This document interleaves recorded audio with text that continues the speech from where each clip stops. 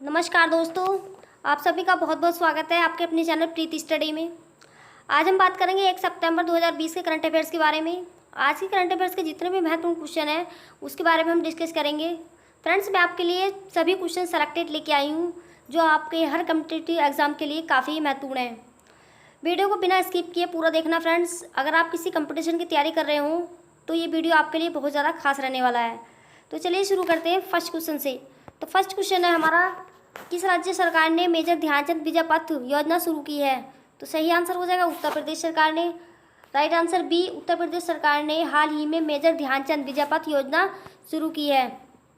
इसमें बात हुई है मेजर ध्यानचंद की, तो उसके बारे में बात कर लेते हैं कि मेजर ध्यानचंद विजय पथ योजना के तहत राष्ट्रीय एवं अंतर्राष्ट्रीय खिलाड़ियों के घरों तक पक्की सड़कें बनवाई जाएंगी ताकि खिलाड़ी को प्रोत्साहित मिल सके। तो फ्रेंड्स, इसका मेन उद्देश्य ये है कि मेजर ध्यानचंद जो थे वो हमारे खिलाड़ी थे। इस योजना के तहत ये है कि राष्ट्रीय एवं अंतर्राष्ट्रीय खिलाड़ियों के घरों तक पक्की सड़कें बनवाई जाए ताकि उन्हें आने जाने में प्रोत्साहन मिले। तो ये इसका मेन उद्देश्य है। उत्तर प्रदेश के बारे में पढ़ लेते हैं। उत्तर प्रदेश की राजधानी लखनऊ है। मुख्यमंत्री इसके योगी आदित्यनाथ हैं। गवर्नर यहाँ की आनंदीबेन पटेल हैं और मुख्य न्यायाधीश यहाँ के गोविंद माथुर हैं। राजकीय पशु यहाँ का बारहसिंगा है। राजकीय पक्षी सारस, राजकीय फूल यहाँ का पलाश और राजकीय वृक्ष यहाँ का अशोक। आई होप फ्रेंड्स यहाँ तक समझ में आया होगा आपके। आगे बात करेंगे हम। लोकसभा की सीटें यहाँ पे 80 हैं और राज्यसभा की यहाँ 31 सीटें हैं। विधानसभा की यहाँ पे 404 सीटें हैं। वैसे 403 सीटें हैं, लेकिन एक एंग्लो इंडियन चुना जाता है, उन्हें मिलाकर 404 सीटें हैं। एक पड़ोसी देश है इसका जो कि है नेपाल। उत्तर प्रदेश की सीमा 8 राज्यों से लगती है। जो राज्य हैं हमारे उत्तराखंड, हिमाचल प्रदेश, हरियाणा, राजस्थान, मध्य प्रदेश, छत्तीसगढ़, झारखंड और बिहार। और दिल्ली को अगर मिला दें तो उत्तर प्रदेश के 9 पड़ोसी राज्य होते हैं, लेकिन अभी दिल्ली को पूर्ण राज्य का दर्जा प्राप्त नहीं हुआ है। दिल्ली अभी क्या है? केंद्र शासित प्रदेश है। ठीक है, नेक्स्ट क्वेश्चन कर लेते हैं। भारत और किस देश के बीच 14वीं रक्षा नीति वार्ता वर्चुअली वीडियो कॉन्फ्रेंसिंग आयोजित हुई है? तो सही आंसर हो जाएगा सिंगापुर।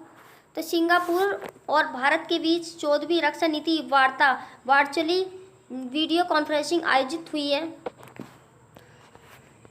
बात हुई है इसमें वार्ता वर्चुअली की, उसके बारे में देख लेते हैं कि इस रक्षा नीति का उद्देश्य है विभिन्न देशों के साथ पारस्परिक सहयोग और समझौते के द्वारा शांति को बढ़ावा देना है। इस वार्ता का प्रतिनिधित्व भारत की तरफ से रक्षा सचिव डॉक्टर अजय कुमार ने किया है।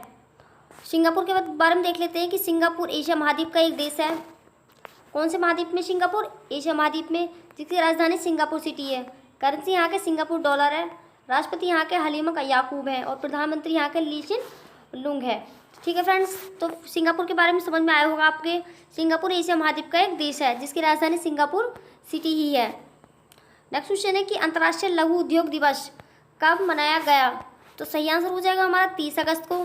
सी आंसर हो जाएगा 30 अगस्त को अंतर्राष्ट्रीय लघु उद्योग दिवस मनाया गया। आगे इसका उद्देश्य देख लेते हैं। इसका उद्देश्य क्या है? इस दिवस का मुख्य उद्देश्य लघु उद्योगों को बढ़ावा देना और लघु उद्योगों के माध्यम से बेरोजगारों को रोजगार के अवसर उपलब्ध कराना है। तो ये इसका मेन उद्देश्य है। किसका? ये है अंतर्राष्ट्रीय लघु उद्योग दिवस का। और अगस्त महीने के पूरे दिन पढ़ लेते हैं कि कौन से दिन कौन सा दिवस मनाया गया और कौन से सप्ताह मनाया गया। तो 1 से 7 सप्ताह को मनाया गया था विश्व स्तनपान सप्ताह। कौन सा सप्ताह मनाया गया था? विश्व स्तनपान सप्ताह। 1 अगस्त को मुस्लिम महिला अधिकार दिवस मनाया गया। 3 अगस्त को विश्व संस्कृत दिवस मनाया गया। 7 अगस्त को राष्ट्रीय हथकरघा दिवस। 9 अगस्त को विश्व आदिवासी दिवस और 9 ही अगस्त को विश्व भर के स्वदेशी लोगों का अंतर्राष्ट्रीय दिवस भी मनाया गया। 10 अगस्त को विश्व शेर दिवस मनाया गया। 12 अगस्त को विश्व हाथी दिवस। और फ्रेंड्स, मैं आपको बता दूं कि 12 अगस्त को ही हमारा अंतर्राष्ट्रीय युवा दिवस भी मनाया जाता है। नेक्स्ट है कि 13 अगस्त को विश्व अंगदान दिवस मनाया गया और 13 अगस्त को अंतर्राष्ट्रीय लेफ्ट हैंडर्स दिवस भी मनाया गया। 15 अगस्त को स्वतंत्रता दिवस, जो कि आप बहुत अच्छे तरीके से जानते हैं कि 15 अगस्त को स्वतंत्रता दिवस मनाया जाता है। और 19 अगस्त को विश्व मानवता दिवस मनाया गया। 20 अगस्त को भारतीय अक्षय ऊर्जा दिवस।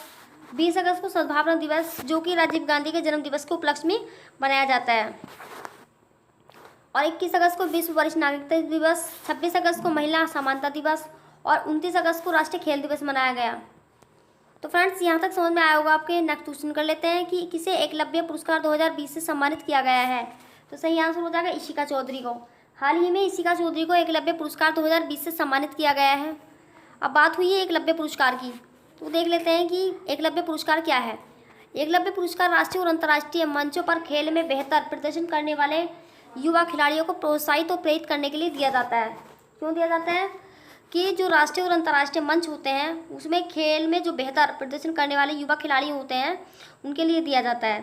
और एकलव्य पुरस्कार की स्थापना 1993 में की गई थी। इशिका चौधरी भारतीय हॉकी खिलाड़ी हैं। तो इशिका चौधरी कौन से खेल से संबंधित है? हॉकी से, जो कि हाँ हमारा भारतीय खेल है। नेक्स्ट क्वेश्चन है कि अंडमान और निकोबार द्वीप समूह में हाई स्पीड 4G सेवाओं को शुरू करने वाला पहला नेटवर्क ऑपरेटर कौन सा बनाया है? तो सही आंसर हो जाएगा एयरटेल। तो एयरटेल हाल ही में अंडमान और निकोबार द्वीप समूह में हाई स्पीड 4G सेवाओं को शुरू करने वाला पहला नेटवर्क बन गया है। अब एयरटेल के बारे में देख लेते हैं कि एयरटेल भारत की एक टेलीकॉम कंपनी है। इसकी स्थापना 7 जुलाई 1995 को की गई थी। अध्यक्ष है इसके सुनील भारती मित्तल और एमडी एंड सीईओ है इसके गोपाल वित्तल। ठीक है, एयरटेल के एमडी एंड सीईओ कौन है? गोपाल वित्तल। अंडमान निकोबार के बारे में देख लेते हैं कि अंडमान निकोबार द्वीप समूह भारत का एक केंद्रशासित प्रदेश है। अंडमान निकोबार द्वीप समूह बंगाल की खाड़ी में स्थित है। राजधानी इसकी पोर्ट ब्लेयर है। अंडमान निकोबार द्वीप समूह की राजधानी क्या है? Port Blair. और अंडमान और निकोबार के उच्चतम न्यायालय का नाम कलकत्ता उच्च न्यायालय है। जो अंडमान निकोबार द्वीप समूह का जो हमारा न्यायालय है वो हमारा कलकत्ता में स्थित है। कलकत्ता कहाँ पे है? पश्चिम बंगाल राज्य में स्थित है। अंडमान निकोबार द्वीप समूह की जो सबसे ऊंची चोटी है उसका नाम सैंडल पीक है, जिसकी ऊंचाई 732 मीटर है। 10 डिग्री चैनल अंडमान द्वीप और निकोबार द्वीप को आपस में अलग करता है। नेक्स्ट क्वेश्चन कि जबरदस्ती गुम किए गए पीड़ित का अंतर्राष्ट्रीय दिवस कब मनाया गया? तो सही आंसर हो जाएगा 30 अगस्त को। यानी 30 अगस्त को हाल ही में जबरदस्ती गुम किए गए पीड़ितों का अंतर्राष्ट्रीय दिवस मनाया गया। ये क्या है ये देख लेते हैं कि इस दिवस को इसलिए मनाया जाता है कि बिना मर्जी के गायब किए जाने वाले लोगों के बारे में गंभीर चिंता व्यक्त करने के लिए हर वर्ष 30 अगस्त को यह दिवस मनाया जाता है। इस दिवस को मनाने की घोषणा संयुक्त राष्ट्र यूएन ने की थी, यानी यूनाइटेड नेशन ने इस दिवस की घोषणा की थी। इस दिवस का मेन उद्देश्य यही है कि जो व्यक्ति बिना मर्जी के गायब हो जाते हैं उनके बारे में जो गंभीर चिंतन किया जाता है, उसके लिए 30 अगस्त को ये दिवस मनाया जाता है। नेक्स्ट क्वेश्चन कर लेते हैं कि किस बैंक ने Braden human capital management excellence award 2020 जीता है? तो सही आंसर हो जाएगा एसबीआई बैंक ने, यानी स्टेट बैंक ऑफ इंडिया ने हाल ही में Braden human capital management excellence award 2020 जीता है। बात हुई है फ्रेंड्स एसबीआई बैंक के बारे में। तो स्टेट बैंक ऑफ इंडिया, भारतीय स्टेट बैंक, इसकी स्थापना 1 जुलाई 1955 को की गई थी। मुख्यालय इसका मुंबई में है। मुंबई कहाँ पे है? महाराष्ट्र राज्य में स्थित है। इसका पुराना नाम इंपीरियल बैंक ऑफ इंडिया था, लेकिन वर्तमान में इसका नाम भारतीय स्टेट बैंक है। टैगलाइन है इसकी the banker of every Indian. MD है इसके अश्वनी भाटिया, जो अभी हाल ही में बने हैं, अश्वनी भाटिया। नेक्स्ट क्वेश्चन है कि किस संगठन द्वारा जारी की गई रिपोर्ट के अनुसार मनरेगा श्रमिकों द्वारा अर्जित औसत आयु दोगुनी हो गई है? तो सही आंसर हो जाएगा क्रिशिल। तो क्रिशिल संगठन द्वारा जारी की गई रिपोर्ट के अनुसार मनरेगा श्रमिकों द्वारा अर्जित औसत आय दुगनी हो गई है।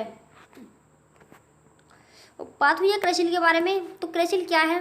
क्रिशिल एक वैश्विक विश्लेषणात्मक कंपनी है जो रेटिंग, अनुसंधान और जोखिम और नीति सलाहकार सेवाएं प्रदान करती है। क्रिशिल की फुल फॉर्म है credit rating information services of India limited. इसकी स्थापना 1987 को की गई थी। मुख्यालय इसका मुंबई में है। और मुंबई कहाँ पे है? महाराष्ट्र राज्य में। एमडी एंड सीईओ है इसके आशु सुयश। कौन है MD and CEO? Ashu Suyash. Next question है कि आसियान भारत व्यापार परिषद की बैठक में भारत का प्रतिनिधित्व किसने किया? तो सही आंसर हो जाएगा पीयूष गोयल। तो वर्तमान में पीयूष गोयल कौन है? हमारे देश के रेल मंत्री हैं, जिन्होंने आसियान व्यापार परिषद की बैठक में भारत का प्रतिनिधित्व किया है। बात हुई है आसियान के बारे में कि इस व्यापार परिषद की बैठक का मुख्य उद्देश्य है विभिन्न देशों के बीच व्यापार एवं निवेश को बढ़ाना है। पीयूष गोयल हमारे देश के रेल मंत्री हैं, जो कि मैं आपको बता चुकी हूँ। आसियान है हमारा association of south east Asian Nations. क्या है इसकी फुल फॉर्म आसियान की? Association of south east Asian Nations. इसकी स्थापना 8 अगस्त 1967 को की गई थी। मुख्यालय इसका जकार्ता, जो कि इंडोनेशिया देश में स्थित है। अध्यक्ष है इसके ली शुन लुंग। महासचिव इसके लिम जैक होई। आसियान दक्षिण पूर्व एशियाई राष्ट्रों का संगठन है जिसकी फुल फॉर्म में हमारी association of south east Asian Nations. सदस्य देश हो हैं इसके 10 सदस्य देश है इसके, जिसमें Brunei, Cambodia, Indonesia, Laos, Malaysia, Myanmar, Philippines, Singapore, Thailand, Vietnam. तो इसके 10 सदस्य देश ऐसे हैं जो आसियान देश के सदस्य हैं। आसियान दिवस 8 अगस्त को मनाया जाता है। मोटो है इसका एक दृष्टि, एक पहचान, एक समुदाय। हर चीज़ का, हर संगठन का एक अपना मोटो होता है।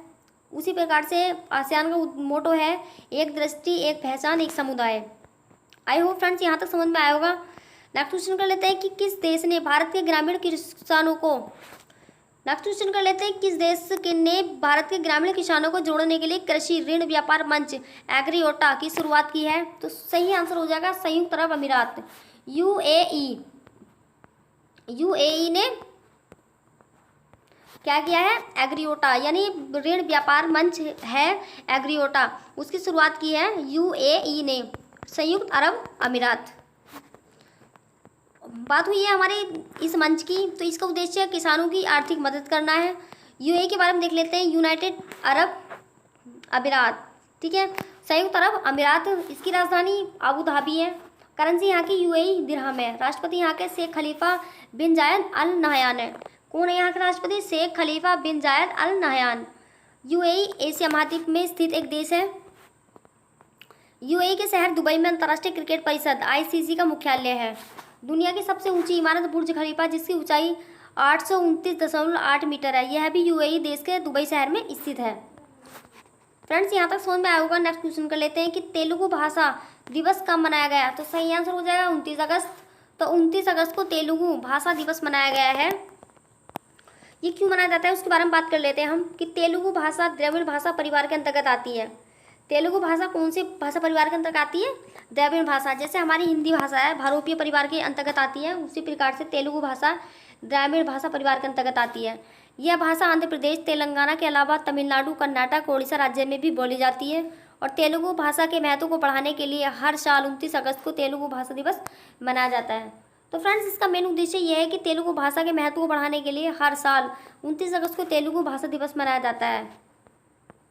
नेक्स्ट क्वेश्चन कर लेते हैं, किस बैंक ने ease of doing business index के प्रकाशन पर रोक लगा दी है? तो सही आंसर हो जाएगा विश्व बैंक ने, यानी वर्ल्ड बैंक ने हाल ही में ease of doing business index के प्रकाशन पर रोक लगा दी है।